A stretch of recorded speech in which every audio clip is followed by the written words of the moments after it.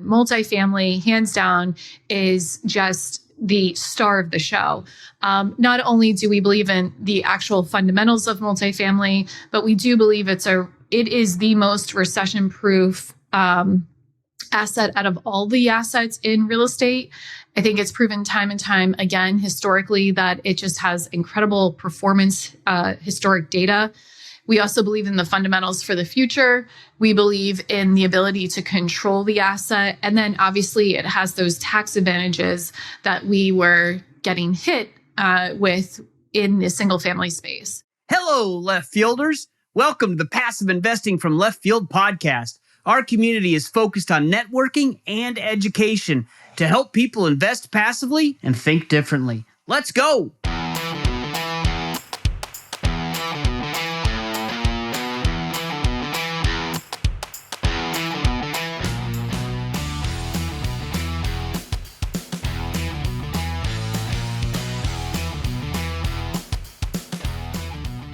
I'm very excited today to have Ashley Wilson with us. She is the founder and CEO of Bar Down Investments, co-founder of Apartment Addicts, and co-founder of HouseItLook, spelled house, which I think is pretty cool. She's also the best-selling author of The Only Woman in the Room, Knowledge and Inspiration from 20 Women Real Estate Investors. She's a regular contributor to Rent Magazine and has hosted several Bigger Pockets multifamily series.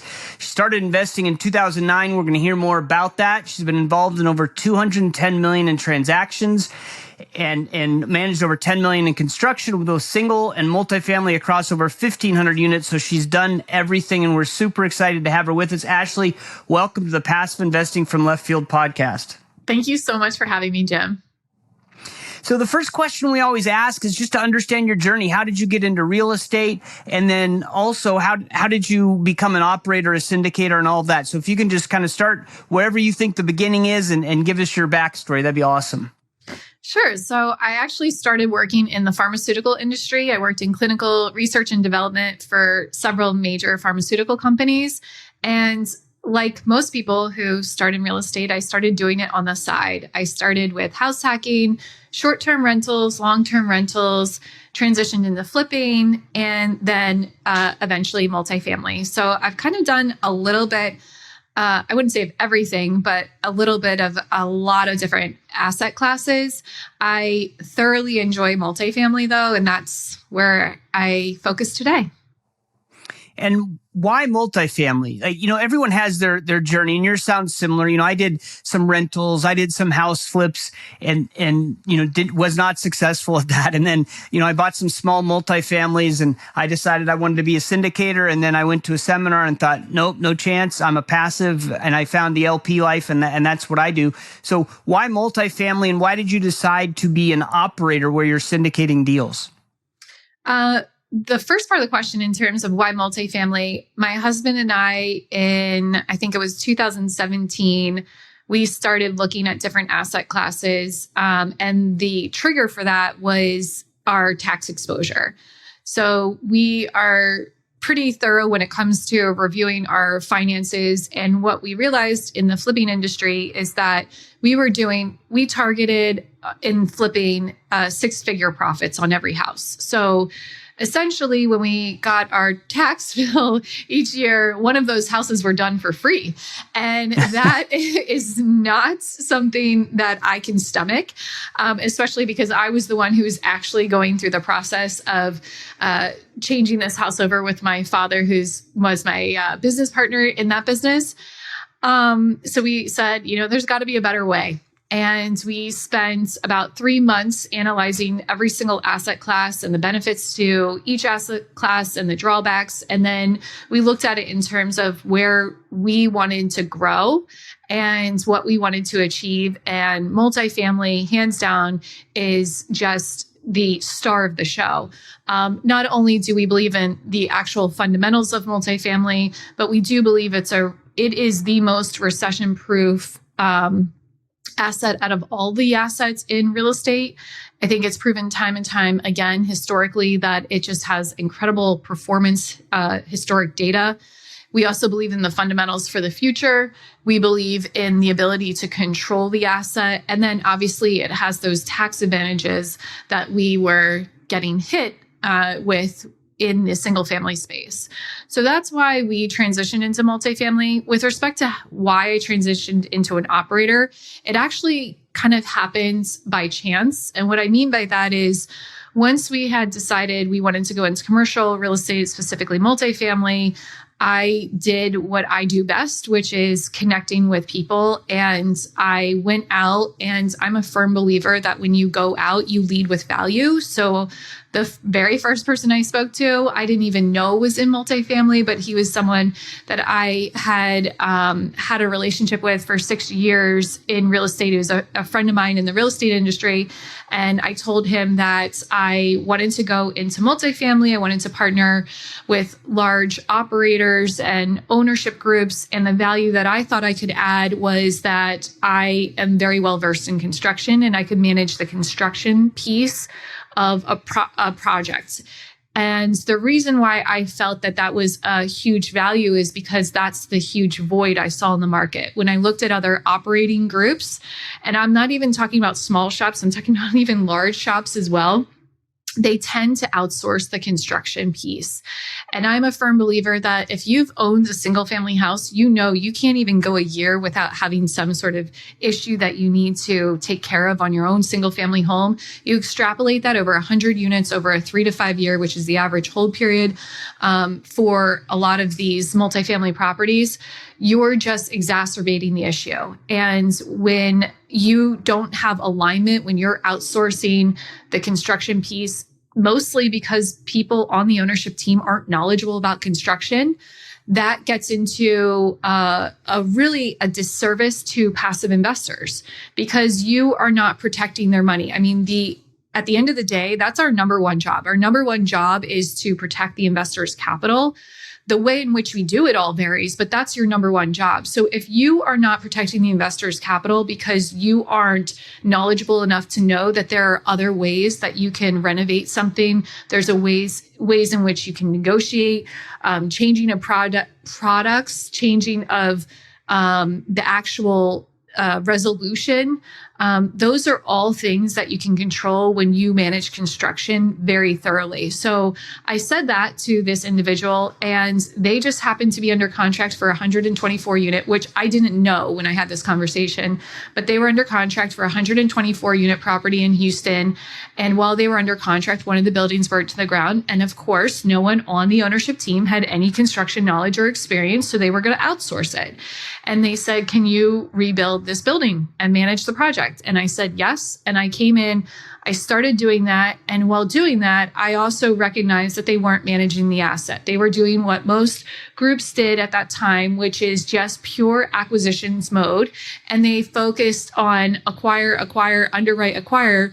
And that's in large part due to how the fee structure is set up in the syndication world. So in terms of being able to keep the lights on, so to speak, you have to acquire. That's a lot of people's business strategy. I would say by and large, that's the majority of people's business strategies. So what ends up happening is you get to the acquisition, and that's why everyone celebrates it online because they're so excited about the acquisition. We celebrate when we sell. Like that's right. When you celebrate, not when you acquire. Yes, it's a mini milestone, but it doesn't warrant the response that, everyone is celebrating this acquisition. And the reason they're celebrating is because they're getting paid. The investor isn't getting paid, but the ownership group is, the general partnership ownership group is. So I saw this group doing the same thing. They were in acquisition mode. And I personally had 6 figures invested in, and then I brought my own investors in. Plus, I just am an ethical person. I can't sit by and watch a freight train just go wherever the economy wants to take it and rely on cap rate compression. I'm not a believer in that. I've never been a believer in that. I believe that operations is extremely important on any sort of asset. But in downturns, operations is the most important. And I think you're seeing that today. It's amazing how many people are finally talking about operations. But a year ago, they weren't. A year ago, they were talking about these incredible, 20, 30 plus IRR returns, when in reality, it wasn't their operations that caused it. It was the economy. It was the interest rates. It was the compressed cap rates. Those are the things that got those returns, not their actual operations. That was fantastic. There is so much there. I wrote down probably 6 questions. So I'm going to have to dive back into it. But you mentioned in the first part of your answer, controlling the asset. And can you expand on that, exactly what you mean by, and I think this also will kind of pivot into the operations part that you said at the end, because what do you mean by controlling the asset? And then also kind of secondarily, what can you do on operations that's different than someone that's just waiting for the cap rates to be in the right spot? Another thing that I'm a firm believer on is I believe that the more aspects of something you control, the higher probability of success. So I can't control interest rates. I cannot control cap rates. But what I can control is how we do day-to-day operations on the property. I can control that. I can control our marketing efforts. I can control how much reserves we have. I can control what we spend on a project. I can control what our ROI is going to be on the project based on what renovations I decide to do. All of those factors need detail-oriented, hard-working people to execute. So communication, something I can control. Process flow, something I can control. Those are all things that we can control. Selecting a market in which we go in from the start is something I can control. Underwriting, in terms of the actual assumptions. People today are doing a lot of year-over-year rent growth that's reflective of what we've seen historically. But I think you could argue that we're not going to continue to see that year-over-year rent growth that, is in the 3s, which was, I think, nationwide, our average in multifamily, 3% annual rent growth for the next couple of years.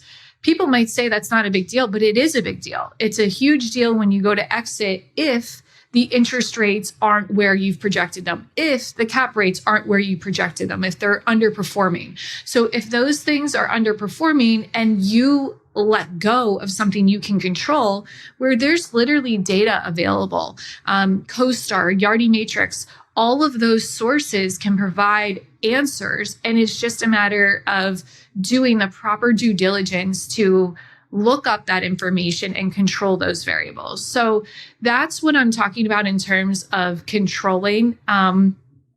Some people are a little bit more hands-on than others. I think you can ask anyone on my team that I'm extremely hands-on, a little bit too much hands-on, but I would rather be too much hands-on than not enough hands to manage the project. I mean, these are multi-million-dollar businesses. You do not want people just willy-nilly managing these projects, because one little thing can, in multifamily and large multifamily, can translate to millions. So that's why it's more important to me. I mean, I was this hyper-focused when I did single family too, because I was trying to squeeze as many pennies out of that investment as possible. But on multifamily, you have the opposite side of the coin, no pun intended, which is that you're having dramatic impact over little things because of the cap rate and how commercial real estate is evaluated. I forget your second question. I'm sorry. No, no worries. I got to start learning to only ask one question at a time, but there's so much that I want to talk about. The second one was, how do you talked about operations and how you do that differently. And I think you touched on that a little bit in that answer. But I think what I'm looking for is, you're talking about, you're not the standard operator, right? You're not looking at cap rates as much. You're looking at the operation. So what do you do in those operations to add value to the asset or to position it so that you are earning the returns and you can get to that point where you celebrate, which is the sale? One of the things I think good operators do, and something that we do, is time is money. So one of the metrics that people use to assess an investment is internal rate of return. It's not as common as it was 4 years ago to use that as a measure, but let's look at the fundamentals of internal rate of return, or IRR. IRR was initially used because it allows investors to compare assets against other assets. So it is a good standard rule of thumb as opposed to average annual return, where average annual return doesn't allow you to compare assets across assets when you're deciding between different investment opportunities. The problem is IRR is a very complicated formula. So people have defaulted to using AAR as their metric in terms of deciding what they want to do, average annual return.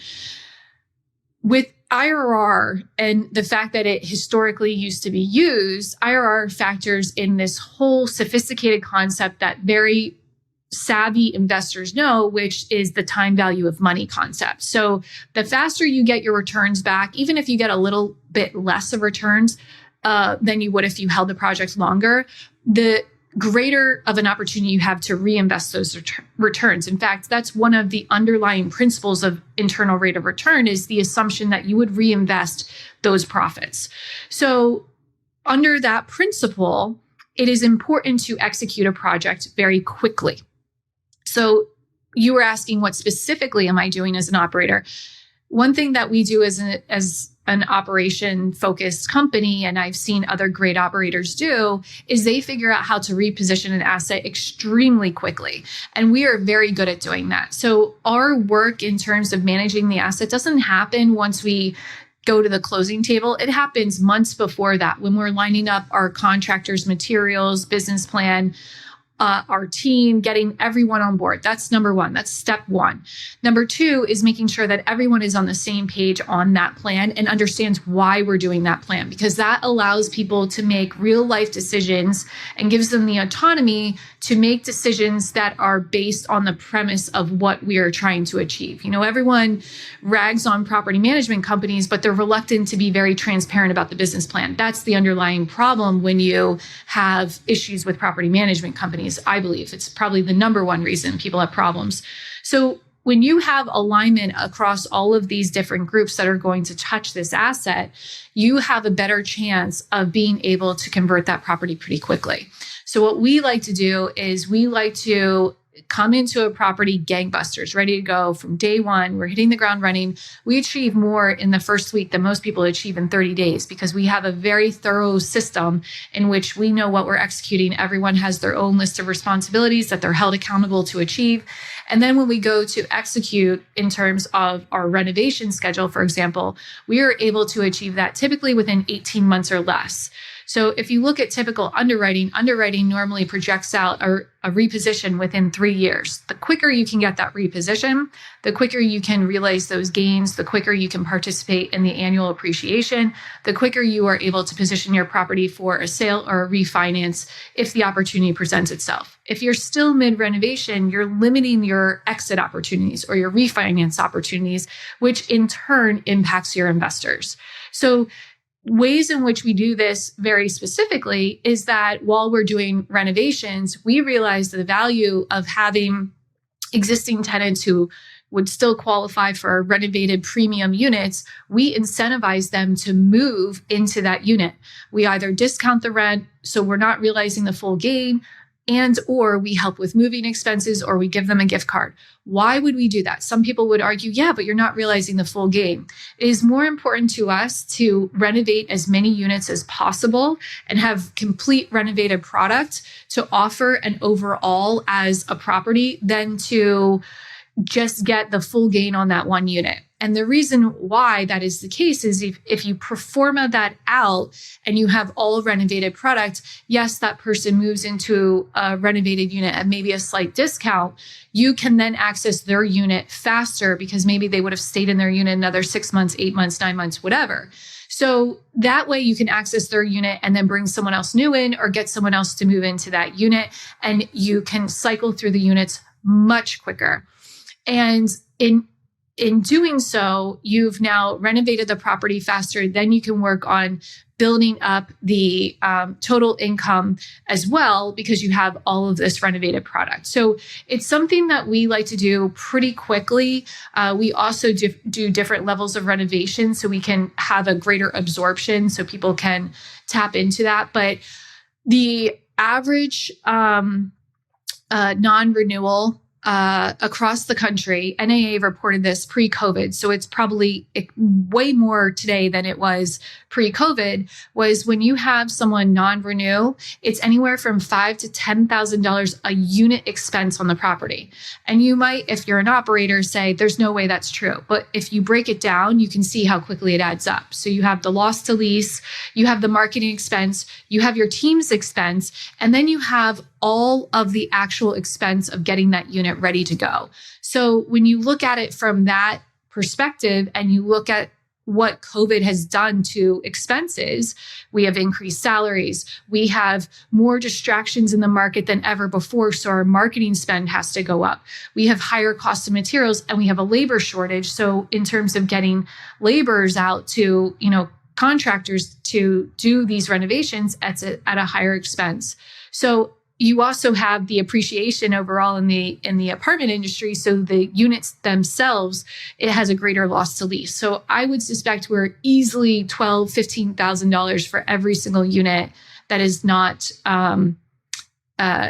renewed.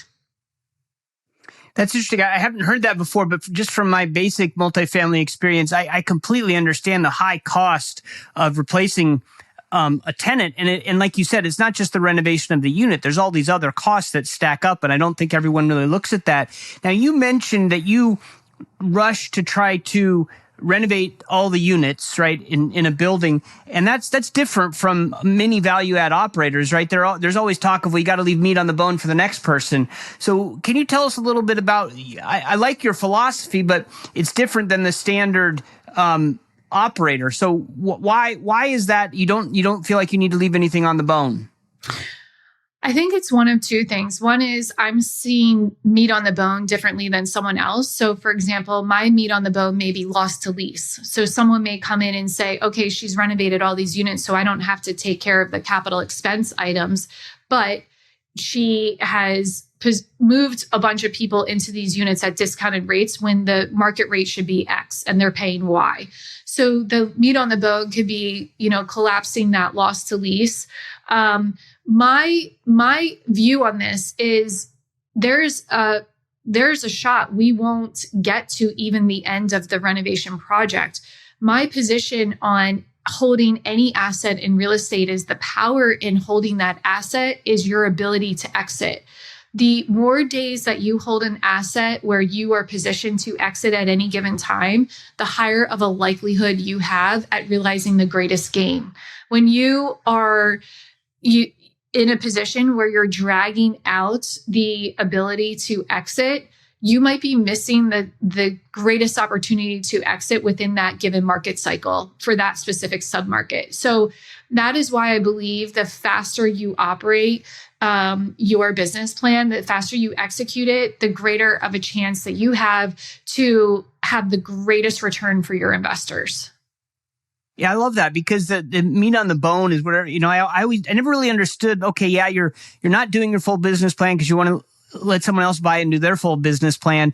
But that's, you do it. You do save meat on the bone. It's just different because you're having rents that are maybe a little bit under market for the renovations. And so someone looks at that and says, oh, I'll buy that because we can push rent. So I think that's really a smart way to operate. Now, you mentioned earlier, you kind of just mentioned it on the side that when you're buying real estate and syndicating it, you're running a business, right? Which obviously that's clear, but I've heard you in other podcasts talking about the difference between being a real estate investor, buying properties and looking at it as I'm a business owner who happens to be in real estate. Can you talk about that? Because I think that really frames how you look at the overall business and industry.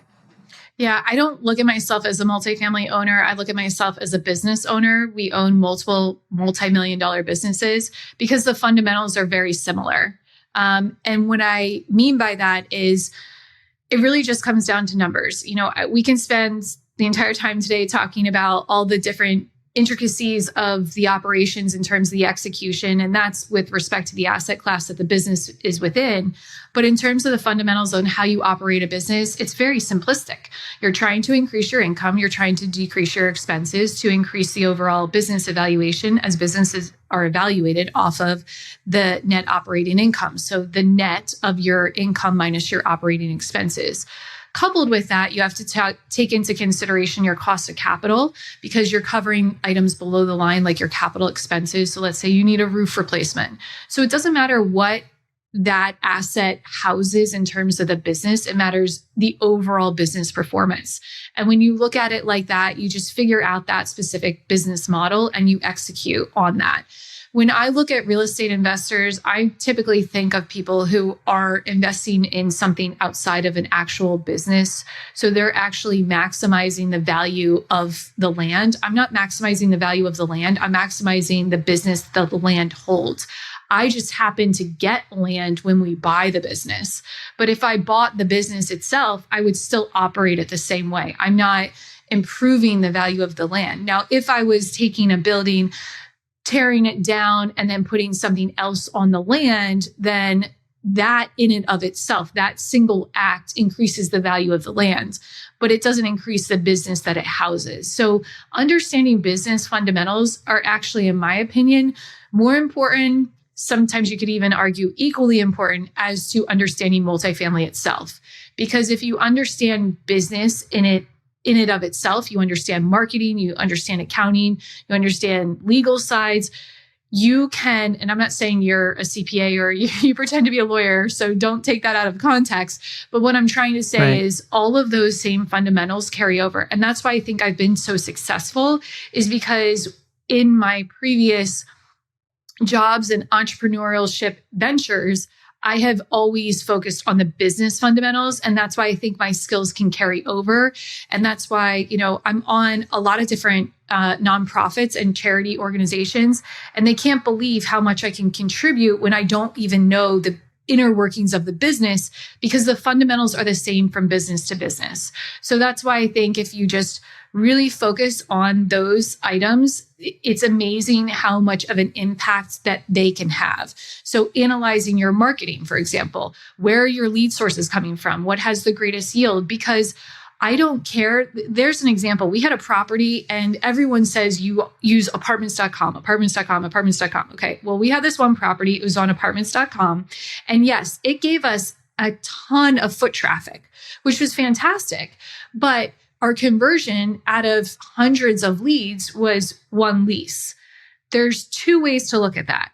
One way to look at that is my team doesn't know how to convert, right? My team needs to work on converting from getting that person through the door to signing a contract. The other way to look at it is they're not credible sources to begin with. So you have to analyze it from two different viewpoints. Now, when we looked at the rest of our subject data, we looked at all of our other lead gens, we looked at all the other foot traffic, they didn't have an issue converting. In fact, we had a higher than industry standard conversion on all of the traffic that got in the door, but it was just apartments.com that wasn't converting. So what did we do? We scrapped apartments.com entirely because to us, it was not worth wasting our time on traffic that didn't convert. We would rather change that ad spend to somewhere else that we had a greater yield. So we actually doubled down on Google Analytics and SEO AdWords, and we never had to worry about occupancy again. Wow, that's interesting. And I love your perspective on you're running a business and each property is its own business. I mean, all of that makes sense. And if you put those same fundamentals into place on each property, it doesn't matter what the asset is. I mean, it does, but the business is what you're running. So I think that's really great. I'd like to pivot a little bit and just talk about debt, right? Because that's one of the big things that's causing issues. And can you talk about the debt that you put in place over the past few years? And then if there's, if it's adjustable, I know there's been some issues some people have had with, stopping distributions, and some people think that's good. Some people are really upset about it. And just an overview of how the debt is. And most importantly to me, how do you communicate that to your investors so that they're prepared for whatever is happening? Because it is rocky times, uncertain times right now. Fantastic question. So one of the things in the commercial space and in single family space, not so much in single family, I guess it's more commercial because there are different loan products, is the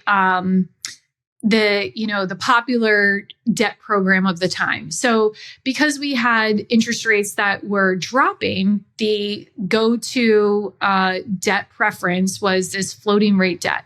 Floating rate debt is also popular in value adds because typically the strategy is to get floating rate debt bridge debt, so to speak, bridging the gap from a property that's in distress to a stabilized property, and then refinancing into long-term debt. But the most popular product over the past couple of years was this floating rate debt. And a lot of people participated. We participated on one property with floating rate debt. And to your point, the challenge is not necessarily that the interest rates have gone up, because lenders, when you originate floating rate debt, require you to get what's called a rate cap. So that puts a threshold or a ceiling on the interest that you would pay on that loan because you buy a rate cap. Rate caps have two different variables that you are buying when you buy one. One is the ceiling, and two is the term. So you could have a 1 year, 2 year, 3 year, 5, 10-year term. It doesn't matter. And then the ceiling is called a strike rate. So for example, we bought a 1% strike. That means 100 basis points over our existing interest, whatever we locked in at. And then we had a 3-year term. Well, lenders, when you're now owning and operating the property, do exactly what they do. You know, if you have a single family home, you can relate to this, is they accrue. So similar to how on single family, they accrue for your taxes, they may even accrue for your insurance. So when the renewal period comes up, the lender has confidence that you are not going to default on those two items that you need for owning property. They do the same thing with a rate cap, and that's to protect their exposure on holding the senior debt. So the issue is that these rate cap accruals are going crazy because never in the history of these type of loan programs have the interest rates skyrocketed as quickly as they have. It has nothing to do with the actual rate itself. It's the variance between the original amounts that you locked under versus what the interest rate is today over that period of time.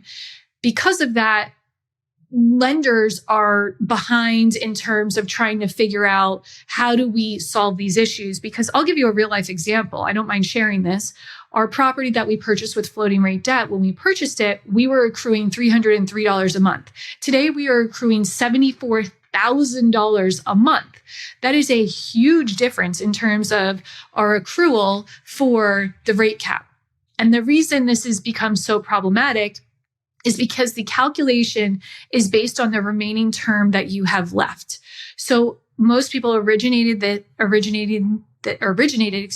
debt 2 to 3 years ago, and the interest rates have only climbed over the past year, a little over a year. So we're in an environment where you only had one more year left before you had to buy a replacement cap, but you have to make up, $600,000.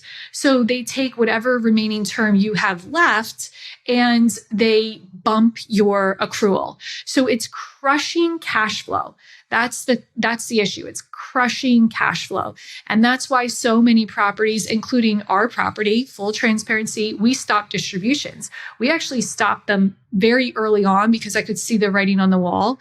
But we also, when we bought into this, we built our reserves. We knew that, we weren't going to see these interest rates stay low like this forever. We accounted for it. Now, we didn't account for where it is today and how fast it came up. I mean, if we did, I'd be sitting on a yacht somewhere because I clearly can predict the future. But we did build in some cushion. So we haven't had to have any capital calls. We haven't even had to have a discussion about capital calls because we built in reserve. That's why you go with good operators. Right there is why you go with good operators. And I remember when I went to NMHC this year, there were some major houses. I won't throw anyone under the bus, but they were saying, "Oh, you got to do your capital call early because we'll probably need a second one, and it's better to be the first one doing a capital call than be later in the game doing a capital call." And I'm like, "No, it's not. If you're doing a capital call today, that would tell me as an investor that you're like SOL long term, because if you need a capital call in February of 2022, like you're not making it through the end of this year. Like, this is just the Right. beginning. Like, this is not even close to the end. So it's funny how people see things differently. I didn't see doing a capital call early. We haven't, knock on wood, we remain very strong with this. I mean, our rate cap is due to, purchase. So we'll just purchase a new one now. But your second question, I think, is more important because that's understanding what's going on. But the importance of what you just asked goes back to the transparency and communication you have with your investors. So I am a huge believer that you have to balance transparency with the fact that some of your investors invest because they don't want to know. They just want to be able to put money somewhere because they have their own stress and their own W-2, their own world. So they don't want to know like every single little detail. If someone's complaining about a unit, you don't give them that kind of detail, but you do give them detail when it comes to distributions. Anything related to the profitability of the apartment, to me, is where I draw the line and I say these things need to be disclosed. Anything that impacts the investor personally.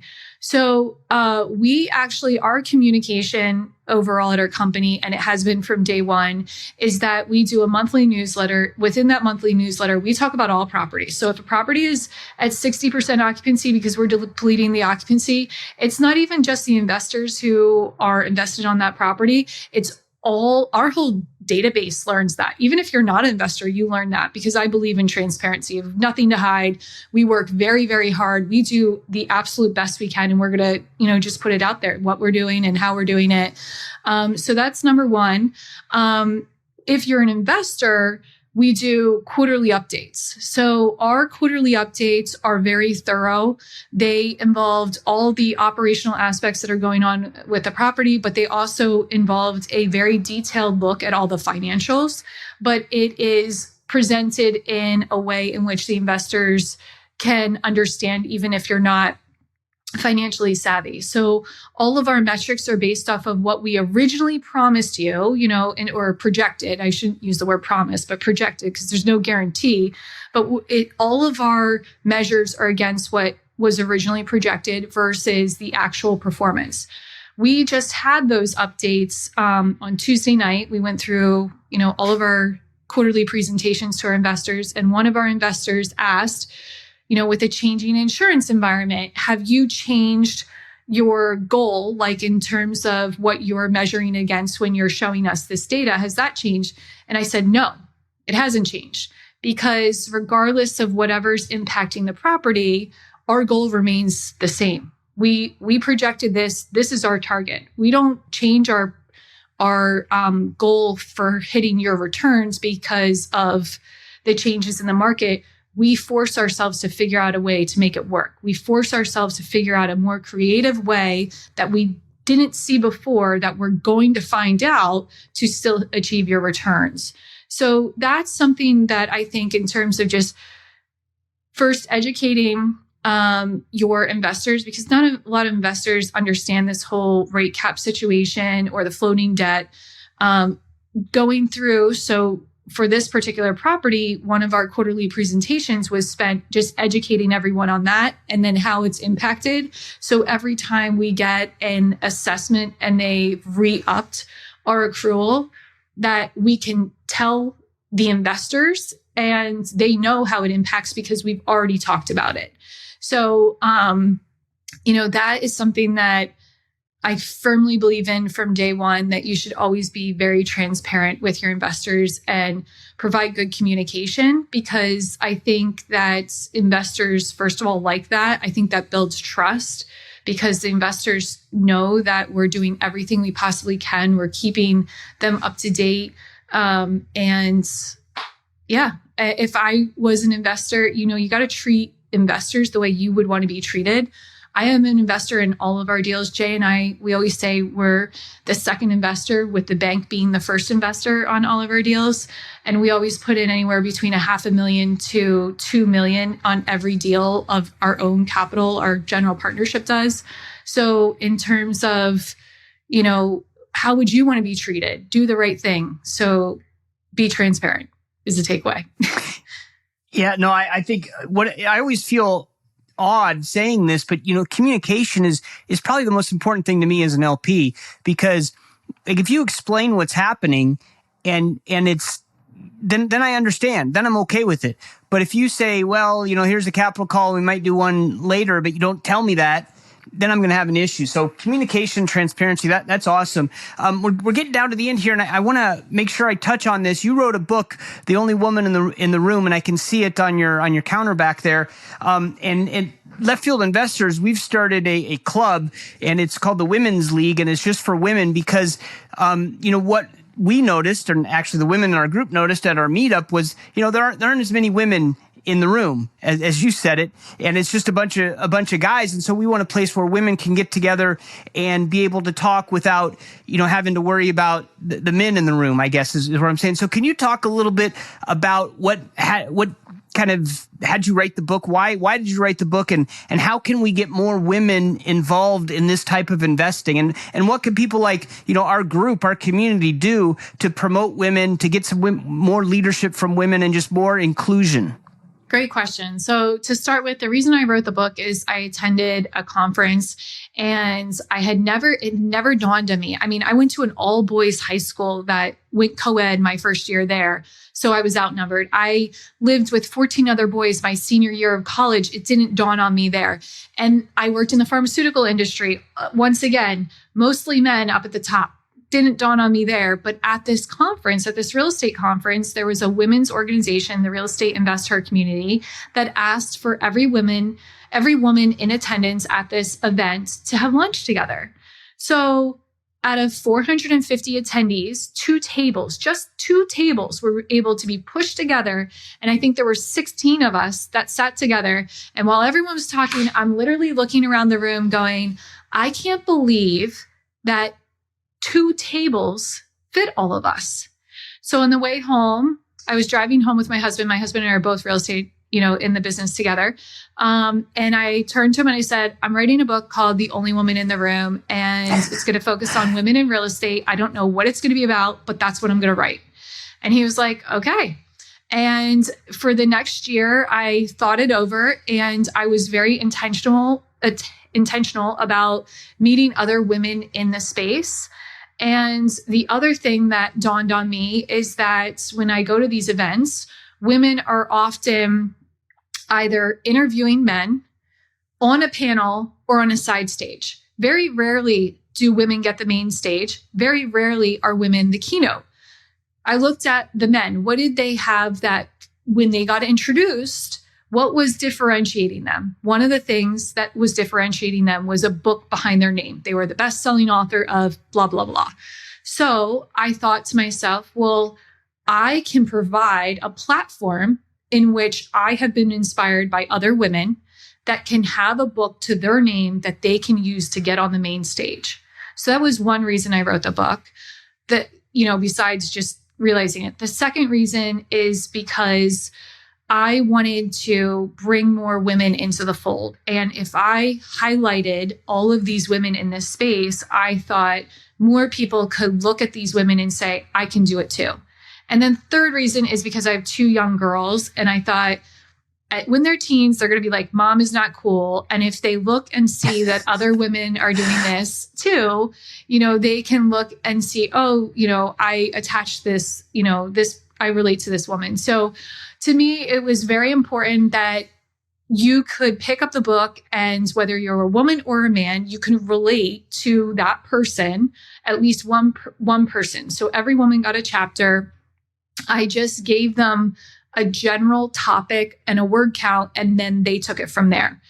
I think there are 2 sentences in the entire book that actually speak about being the only woman in the room. The rest of the book is actually quite incredible. I get more compliments from men about this book than women. And the number one reason is because they can't believe how transparent and willing to share information and how to do things and why in this book than other books that they've read. So they've been really inspired. So that is kind of the reason behind writing the book. Your second question in respect to how do we get more women at the table, so to speak, it's actually quite simple.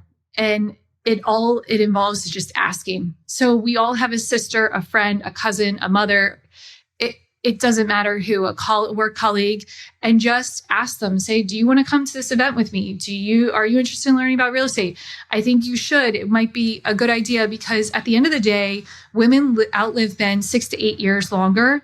And that doesn't impact only other women. It impacts the caregivers, and oftentimes that can be men. So in terms of the financial burden, there's anywhere, and this is pre-COVID data once again, so it's probably a lot higher than this, but it's anywhere from $288,000 to almost $400,000 of that cost of those 6 to 8 year period that women outlive men. So the burden is shared by everyone, and real estate is a vehicle that can just offset that expense and set people up for better financial success with their life. So I'm a huge proponent for extending that invitation, asking. You never know. Even your wife may want to do it and you might not even realize, because, we just talked about how it's more a business than it is real estate oftentimes, right? So when you think about it like that, there isn't a single person who can't add value then, right? They could be really good at marketing. They could be a CPA. They could be an attorney. They could be an admin. They could be an operator. They can be in construction. Every single career carries over to the business. So there is something that someone can relate to within this field. It's just really having the opportunity to take action. That's great. That's very well said. And, we're doing, with our women's league, group, we're trying to give them more time and space at our meetup and other places to get together and get more women in the group. And so it's inspiring to hear you say all of that. And we're trying to be as supportive as we can and get more and more women into LFI, because what we want to do is we want to create avenues where everyone has the opportunity to create financial freedom for themselves and their families, whatever that means. And that means including, as you said, everybody, right? Not just half of us. So last question I always ask is, what is a great podcast that you listen to? A great podcast that I listen to is actually my husband's podcast, and he does it with my partner, Jay Scott. And then Mauricio and AJ Osborne, they are, Mauricio Rule is the founder of Premier Law Group. And AJ Osborne is the owner of Cedar Creek, which is a self-storage investment firm. So the four of them, they meet every single week, and their show is called Drunk Real Estate. So they talk about real estate over a glass of who knows what.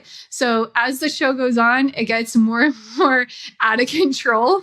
But it covers everything from the economy to real estate to the market in general. They're very, very knowledgeable.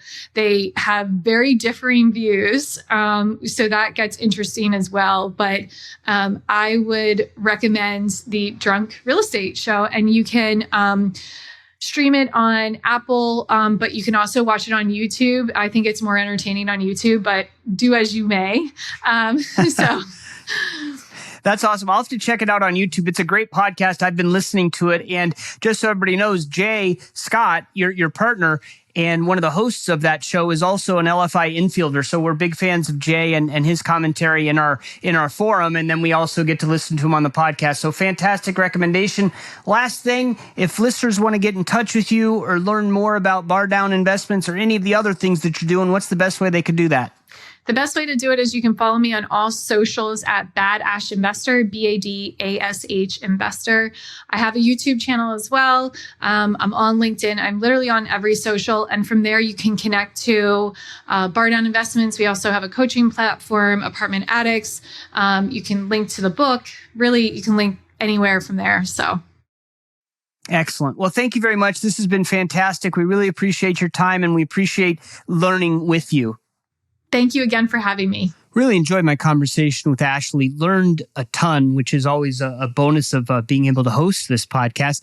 Some of the things she talked about, number one job is protect investor capital. If I'm investing with someone, I love to hear that. But as you progress through the podcast, you could hear she's sincere about that. And that gives you a lot of comfort.